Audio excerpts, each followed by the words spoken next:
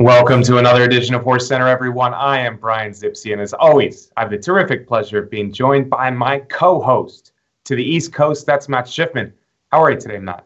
I'm terrific, Brian, and I'm really looking forward to you and I giving one last tribute to Gun Runner after the Pegasus. Matt, I had this penciled in as a Kentucky Derby prep weekend preview show. We got the Holy Bull. We got the Withers. We got the Robert B. Lewis. You want to talk about Gun Runner again? We'll get to those three races, Brian, but we got to talk about Gun Runner. He has just turned into such a fantastic horse, and I so enjoyed watching him dominate the Pegasus on Saturday. Yeah, actually, Matt, he's been a horse I've really been a fan of. You know, we develop likes for horses, and Gun Runner, I was there when he debuted. I heard that before he ever raced that he was a good one out of the Asmussen barn, and it was nice to see him live up to that in his debut race in September of 2015. He won his second race, an allowance race at Keeneland the next month, and then it's been 17 graded stakes ever since. Steve Asmussen, now this is his third horse, fourth time he's trained a horse of the year, but I think this one's a little different because this is the one that he's had from the beginning. Gun Runner, Three Chimneys, got him from Bessalou as a weanling. Winchell bought in. I went to Asmussen, and really things have gone very smoothly ever since. Better and better. You know, in this day and age, you don't see horses dance every dance or run every time, but I'm at a loss to think of too many big races where Gun Runner wasn't in the last almost 2.5 years. And Asmussen never seemed to rush him, never seemed to push him overly hard, but he just had him ready for these races. And I guess, you know, that's a testament to Asmussen, but more than anything, it's a testament to what kind of racehorse Gun Runner is. And it's nice to see a horse fully mature doing his thing. It sure is, Brian. And you know, some of the comments and things that you heard after the race, you know, when they talk about Gun Runner and say, even when he didn't win, he never came out of a race discouraged. He always wanted to go on from there. It was just a remarkably consistent and brilliant career. You look at, you know, you use some of the handicapping buzzwords. Here's a horse that in this extensive career never bounced once, almost no variation in his performance except to get better and better and better every single race.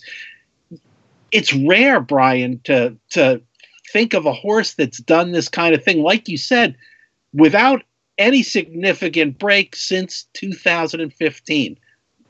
My hat's off to Gun Runner, and I admire him and the Asmussen barn, the way they handled him so much. A lot of people were happy seeing what happened on Saturday. Of course, we want to see a champion go out like that, going out in style. The champion did what a champion does, and it was great to see Matt. Florent Geroux, the rider of Gun Runner, I guess the last 16 of his races, really did a great job with him. Hats off to Gun Runner for being, we said this 10, 15 races ago, that Gun Runner was the type of horse that could just put himself in good position every time. You have to give Geroux some credit. Obviously, they got along very well. He rode him every time after the first stakes race. And, you know, post position, schmost position, when you're talking about a horse of this quality, Geroux got him in perfect position. He knew what he needed to do to get a decent position going into the first turn, and he found an excellent position in the first turn. But he also knew that he'd have plenty of horse left for the stretch run. And that stretch run was not without some drama, Matt, because West Coast on the turn, coming out of the turn, the 3-year-old champion turning forward, getting better himself, maturing himself, asked the question of Gun Runner inside the quarter pole. And of course, Gun Runner had a big answer, as he's done so often the last year and a half. Yeah, and like you said, Brian, West Coast is a very good horse, and Gun Runner, as it turned out, put him away. And once he got out of the gate, and hey, Brian, I had no doubt that he was going to get out of the gate and have no trouble in there. Like I was joking before the race, I feel like he could have won from post position 36. He's such a push button horse. He's so tactical, and he just seems to know what to do, and does it so well. A pro for sure, Matt. Now, there have been better horses. There have been more talented horses in the last 10, 20 years. American Pharoah, certainly, Ghost Zapper, maybe the females, Rachel Alexandra, Zenyatta. But this career he's put together, top to bottom, we're gushing a little bit, folks, but I think this horse deserves it because he really did 17 straight graded stakes, 6 grade 1 wins, 10 graded stakes wins, just never went away, never ran a bad race, and to the point of just being clearly the best dirt horse in the world the past 7 months or more. So Gun Runner, it's off to 3 chimneys now, but it's a career that I think, in my opinion, I'll have a vote in about 5 years. First ballot Hall of Famer for me. I don't say that about a lot of horses, but I think Gun Runner's earned that honor. Without question, Brian. And I tell you, if I had some mares to breed, I'd want to send them to Gun Runner. He's got everything in you want in sire. He's got speed, he's got determination, and most of all, he's got legs of iron. Legs of iron. He's durable. He's well bred. Nice Giants Causeway mare. On one side, Candy Ride, who is an amazing talent. On the top side, Candy Ride, by the way, has always been a strong sire since he retired, but now he's a made man, having produced Gun Runner, and this was the first foal for his brood mare. So Gun Runner made a lot of people happy on Saturday, including all of us, the fans. Let's talk a little bit about West Coast, Matt. I want to, because West Coast, we never really heard of him as a 2-year-old, but he just kept getting better and better as a 3-year-old, and clearly grabbed the 3-year-old honors last year by the throat with big wins in the Travers and the Pennsylvania Derby. Ran a good race in the Breeders' Cup Classic and ran a better race here. Looks like it's off to Dubai for him, but judging from the distance between second place to third place, Gunavera kind of clunked up on the rail for third. I'd have to say West Coast becomes the obvious leader of the older males now at the retirement of Gun Runner. Yeah, Brian, certainly going a distance of ground. West Coast is way ahead of the rest of the pack. There were some good 3-year-olds that will be coming back again this year, which is nice to see, but I agree with you. West Coast tops the list for sure, and I think any of the older males as well will have to look up to West Coast right now in that division. Gunavera ran another good race, never really got too involved, never really threatened even second place. It was well back to third. But he too, 1.25 miles shouldn't hurt him. And West Coast, Gunavera in Dubai probably. So we'll look forward to that.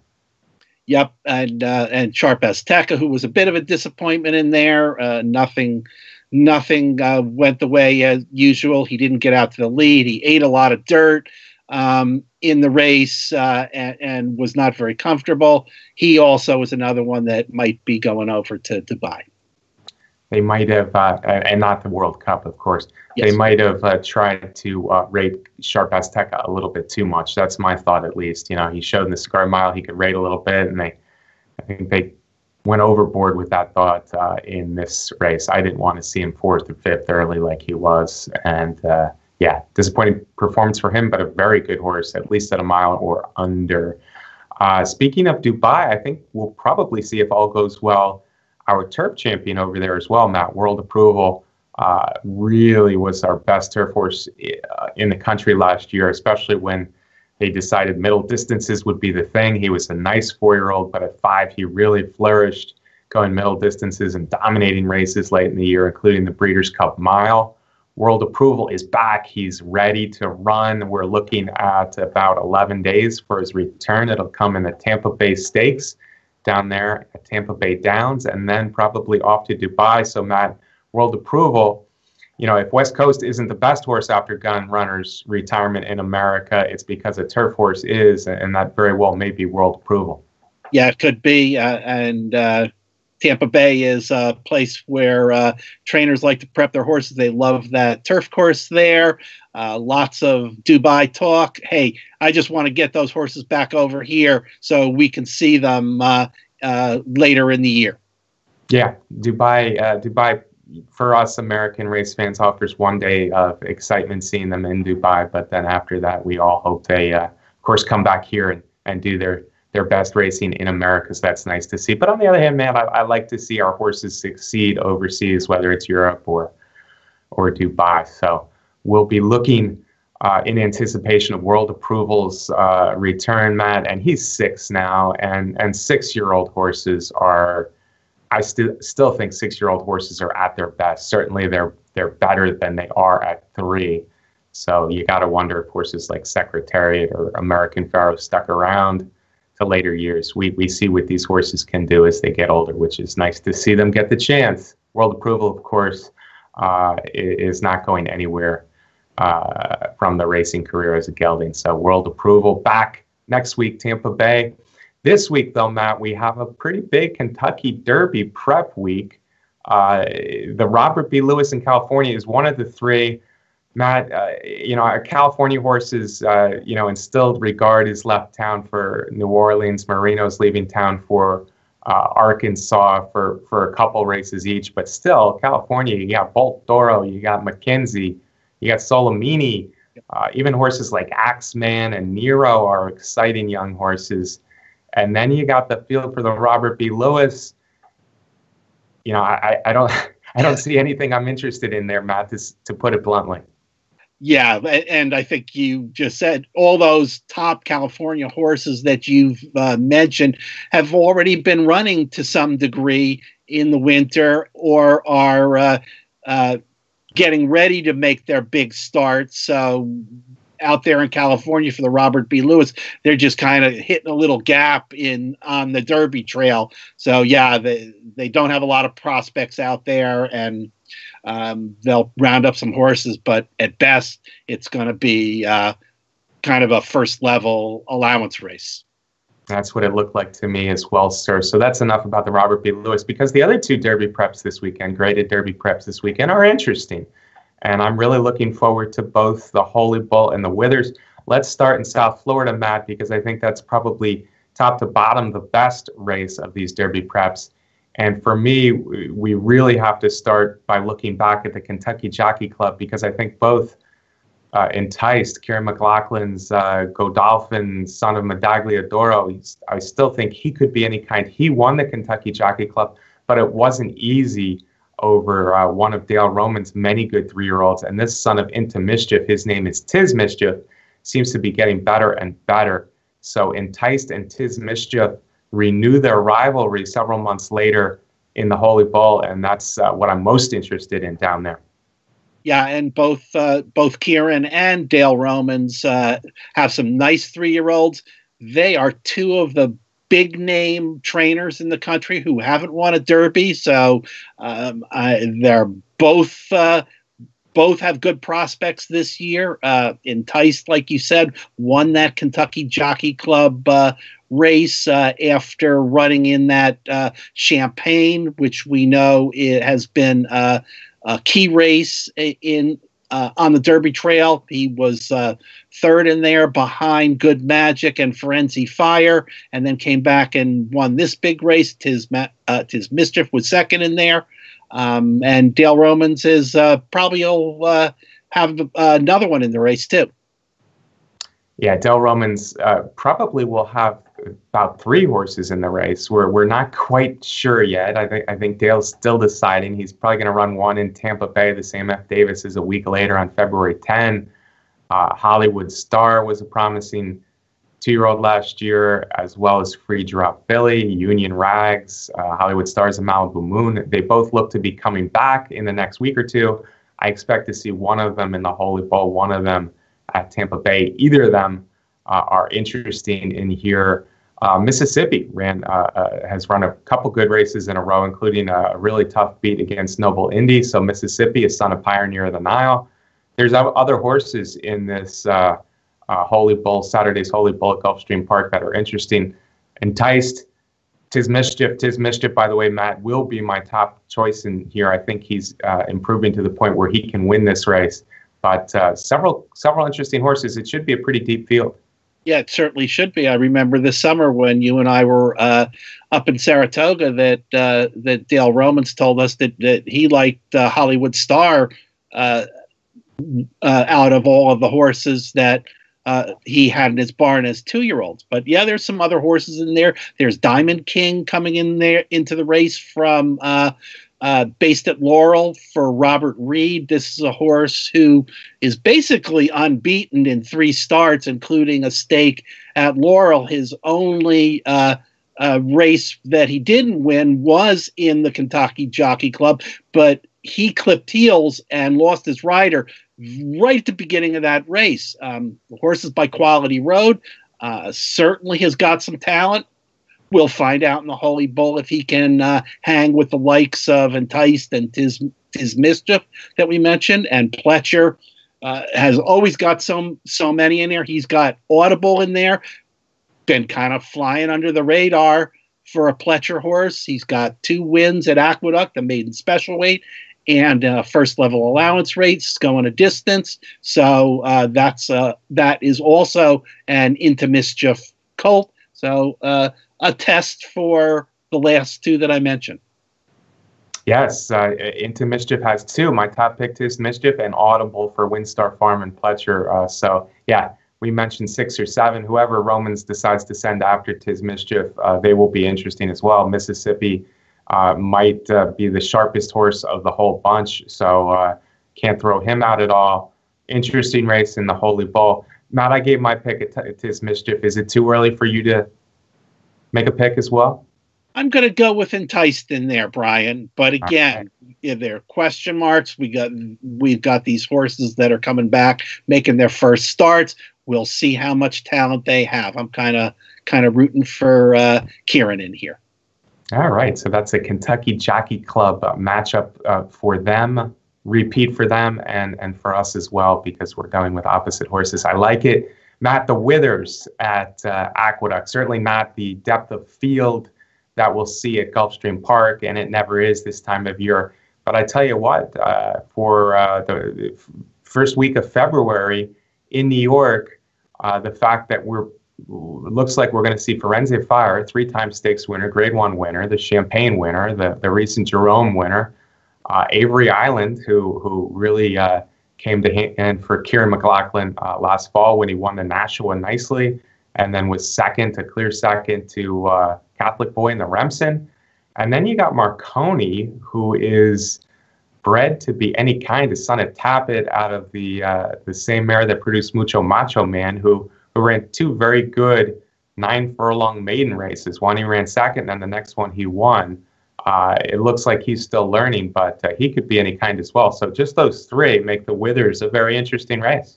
Yes, certainly makes it a much better quality race than the Jerome was.